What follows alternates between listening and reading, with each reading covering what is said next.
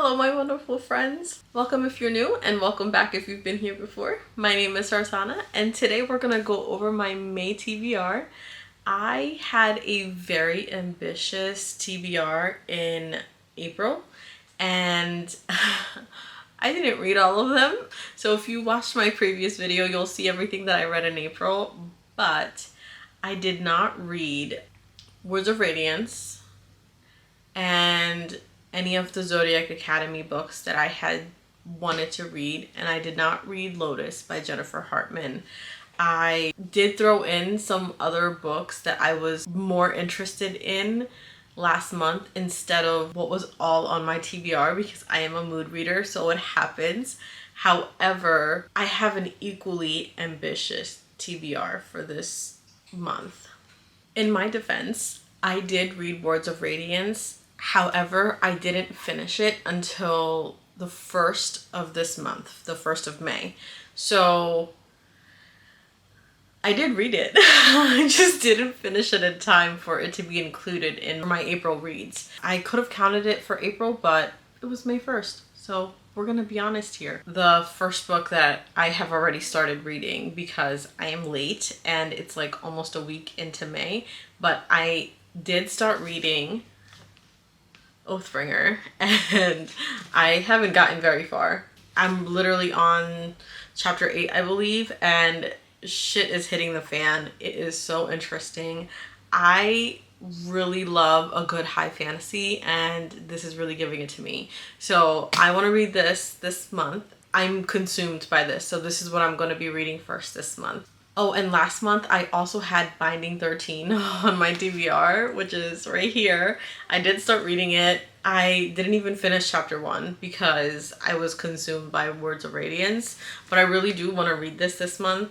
It's such a pretty cover, and I don't know, like I feel like I will really enjoy it when I start it. But yes, Binding 13 is on my TBR for May, and I know that it's like about a bunch of kids in college. I know that there's some kind of traumatic experience or something or rather that happened. Kind of going into this blindly because I've heard so many good things about it, and I just want to be in on it because I have FOMO and I just need to know what this book is about. I know that this is a romance and there is some kind of bullying happening to the main female character in this. It seems YA, no spice, but I'm totally fine with that. I don't really like a lot of spice, so this sounds right up my alley. And I also read Jack the Ripper last month, and it's such an easy read. It's such a quick read, and it's very gripping. The entire storyline is gripping. I love the mystery aspect of it, so I really wanted to pick up the rest of the series, but because I was trying to meet my TBR, I didn't have the time to read the rest of the Jack the Ripper series. So this month, I just added all of them to my TBR because I really want to read them.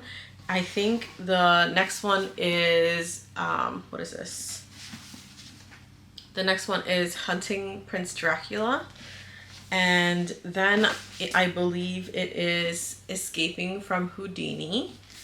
And the next is Capturing the Devil. I know that every book in this series is fuzzies. I know that every book in this series is surrounded by a different mystery, and I'm totally fine with that. I think it's so much fun seeing a female from the 1800s solving mysteries, finding murderers, and autopsying bodies, not being squeamish about it. I just feel like she's like the pure definition of girl power, and I just love to see it. So I can't wait to read these this month. And then the next few books that I want to read this month is Daisy Hates. It's such a pretty cover. I love this cover. It's so pretty. And then I believe the following one is The Long Way Home, Magnolia Parks. I know it like bounces from Magnolia to Daisy's books in the series. So look at this cover too. Oh my goodness. I'm so happy that I have these covers because the newer ones I'm not too big of a fan of. Like they're okay, but like I like these so much more. The Magnolia Parks and Daisy Hates series is basically I guess it's the Magnolia Park series. I think that's what it's called. I don't know. I forget.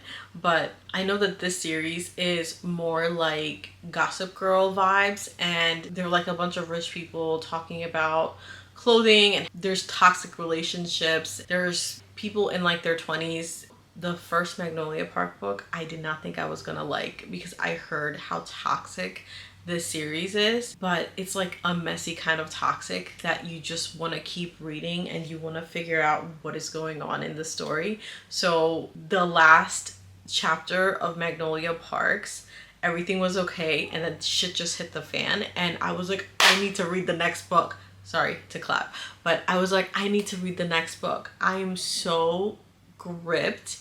So I just added 2 of these to my TBR because I need to know. So I also read Flawless by Elsie Silver last month, and it's a favorite now. Like, that is one of my favorite romance books now.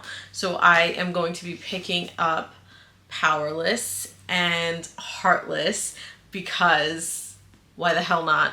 It was such a quick read. I loved it. I was kicking my feet up, giggling, and I just had a jolly old time, and I really want to pick up the rest of the books in this series because I need the good feels. I need it. Especially if I'm going to be reading Magnolia Parks and Daisy Hates, and if Daisy Hates is as toxic as Magnolia Parks, I'm going to need something sweet to cleanse my palate. And now we're about to get a little dark, my friends. So I have Where's Molly by H.G. Carlton. This is a character that we read about in Hunting Adeline in the Cat and Mouse duet. And I'm really, really, really intrigued to see who is Molly and what she's about. I need to know her story so badly. And it's a very short read. And this cover, look how awesome this cover is. And at the top, it says, how could they find me when I'm already a ghost? I really hope she's not dead because that would make me so freaking sad. In the back, I'm going to read it to you guys. Molly Devereaux has been missing for more than 2 weeks, and police are still searching for the girl who seemed to vanish out of thin air. The world still wants to know, where's Molly? In my dreams, I never escaped the Oregon woods. Life after death isn't easy to accept, especially when I still feel like a ghost. Now, I live deep in the mountains of Montana, the paradigm of beauty, but they are also the home of horrors. Horrors that I only unleash at night when my pigs are allowed to feast. Oh shit, so I guess she is alive? I didn't even read the back. I just knew that it was a spin-off, and I got it because I love H.G. Carlton's writing. And then the next book I want to read is Her Soul for Revenge by Harley LaRue, and I read Her Soul to Take last month, and it was interesting. It was very interesting. The concept of demons and humans and other supernaturals, I just love it. It just gives me supernatural vibes, and the show supernatural vibes.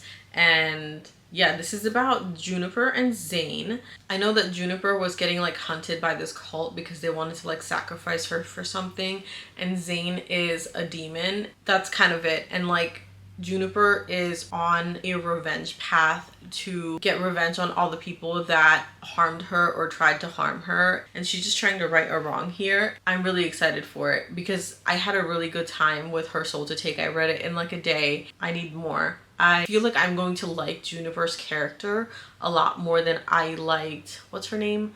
Ray from Her Soul to Take. And I just didn't like Ray very much. She was like a big scaredy cat, but she also like haunted things and like ghostly things. But I digress. We're not talking about Ray and Her Soul to Take. I'm really excited to read this. And as you can tell, I'm kind of in like a mood for everything because I've literally named high fantasy to you guys, romance, dark romance, and now the last book that I have for my May TBR is Home is Where the Bodies Are. This is by Geneva Rose. I love Geneva Rose's writing. It's so amazing. Her stories, I like never see it coming, but I'm also like I have a hard time figuring things out in mysteries, so it makes it more fun for me because I'm just like, what's happening? And also, like, look at this, you guys. It comes in a little slipcase like this, and then this is the book, and it's so freaking cool. It looks like a VHS. I got the Barnes & Noble's exclusive edition just because I wanted like this with the slipcase. And yeah, I'm so psyched. I can't wait to read this. And if you guys were counting while I was telling you guys what books I want to read in May, if you counted 12 books, you were absolutely right. Did I read 8 books last month? You're absolutely right. However, I don't have school for the summer and I have so much more time, so I'm hoping I can read all of these and maybe more because I'm in such a big reading mood and I just want to read all of these up. I just want to read them and I want to have a jolly old time. I really, really hope I like all of the books that's on my TBR because I'm very hopeful for them to like all be 5 stars. I know that that might not happen, but I'm like really excited, and like I said, I'm in such a big reading mood and I'm so excited to read all of these books this month and maybe more. I want to finish the Chestnut Spring series and I want to finish Daisy Hates and Magnolia Park series. Yeah, that's kind of it. I'm really excited to read all these books this month. Let me know what you guys are trying to read this month or what you are currently reading. I'd love to know. Thank you so much for watching. I love you so, so much. If you have not liked this video and you do, go ahead and hit that like button. If you want to go ahead and subscribe to my channel, please do so. That way you will not miss any videos from me. And my Goodreads and my Instagram are linked down below. I interact on my Instagram almost daily, so if you want to get updates on a daily basis, go ahead and follow me there. I will see you guys in my next video. Bye.